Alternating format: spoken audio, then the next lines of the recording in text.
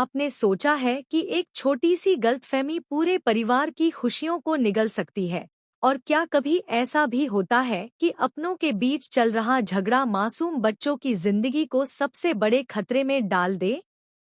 आज की कहानी उसी दर्द, उसी रिश्ते और उसी उम्मीद की है, जहां हर पल दिल की धड़कनें बढ़ती जाती हैं और हर मोड़ पर यह सवाल खड़ा हो जाता है कि आखिर अब क्या होगा। काव्या की आंखों से बहते आंसू देखकर ऐसा लग रहा था जैसे उसकी सारी उम्मीदें एक ही पल में बिखर गई हों। जिस रिश्ते को लेकर उसने अपने भविष्य के सपने सजाए थे, वही रिश्ता टूट जाने के बाद उसकी दुनिया वीरान हो चुकी थी। वह खुद को संभालने की कोशिश तो कर रही थी, लेकिन उसके दिल का दर्द उसकी आंखों से साफ दिखाई दे रहा था। अपनी बहन को इस हालत में देखकर सूरज अंदर से पूरी तरह टूट जाता है। वह काव्या के पास जाता है, उसे अपने गले से लगाता है और बहुत प्यार से कहता है कि चाहे दुनिया उसके खिलाफ क्यों न हो जाए, लेकिन वह अपनी बहन की जिंदगी में फिर से खुशियां जरूर लेकर आएगा। उसके शब्दों में ऐसा विश्वास था कि कुछ पल के लिए काव्या भी अपने दुख को भूलने लगती है। सूरज उसे प्यार से खाना खिलाता है और दोनों भाई बहन साथ बैठकर खाना खाने लगते हैं। ऐसा लगता है जैसे दुख के बाद अब धीरे धीरे खुशियों की शुरुआत होने वाली है, लेकिन किस्मत को शायद अभी कुछ और ही मंजूर था। अचानक सूरज के मुंह में तीखा स्वाद आ जाता है और वह जल्दी जल्दी रसोई की ओर भागता है ताकि थोड़ी सी शक्कर खाकर राहत पा सके। जैसे ही वह शक्कर का डिब्बा उठाता है, उसी समय ईशा भी वहां पहुंच जाती है।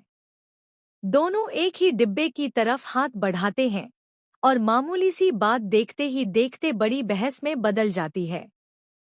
पहले हल्की नोकझोंक होती है, फिर आवाजें ऊंची होने लगती हैं और गुस्से में सूरज के हाथ से शक्कर का डिब्बा छूटकर जमीन पर गिर जाता है। देखते ही देखते सारी शक्कर फर्श पर फैल जाती है। बस फिर क्या था, ईशा का गुस्सा सातवें आसमान पर पहुंच जाता है। वह सूरज पर बरस पड़ती है और कहती है कि आखिर वह ऐसा कौन सा काम है जो बिना परेशानी के कर सके। हर बार उसकी वजह से कोई ना कोई मुसीबत खड़ी हो जाती है। सूरज भी चुप नहीं रहता और दोनों के बीच तकरार इतनी बढ़ जाती है कि घर का माहौल पूरी तरह तनाव से भर जाता है। लेकिन उन्हें जरा भी अंदाजा नहीं था कि उनके इस रोज रोज के झगड़े का सबसे गहरा असर उन दो मासूम बच्चों पर पड़ रहा है, जो अपने घर में केवल प्यार और अपनापन देखना चाहते थे।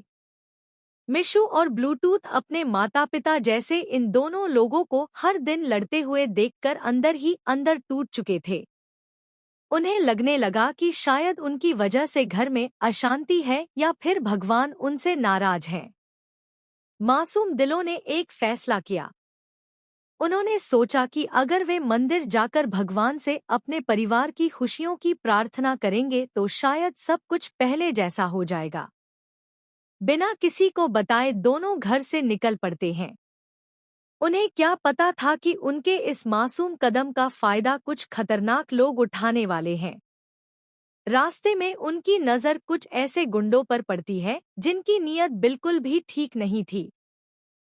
पहले वे प्यार से बच्चों को बहलाने की कोशिश करते हैं, फिर धोखे से उन्हें अपने साथ ले जाते हैं। कुछ ही पलों में दोनों बच्चे गायब हो जाते हैं और किसी को इसकी भनक तक नहीं लगती। इधर घर में जब मिशु और ब्लूटूथ दिखाई नहीं देते तो पहले सभी को लगता है कि शायद वे कहीं खेल रहे होंगे, लेकिन समय बीतता जाता है और उनकी कोई खबर नहीं मिलती। पूरे घर में घबराहट फैल जाती है।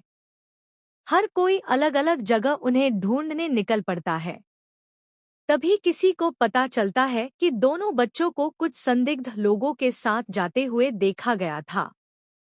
यह सुनते ही पूरे परिवार के पैरों तले जमीन खिसक जाती है।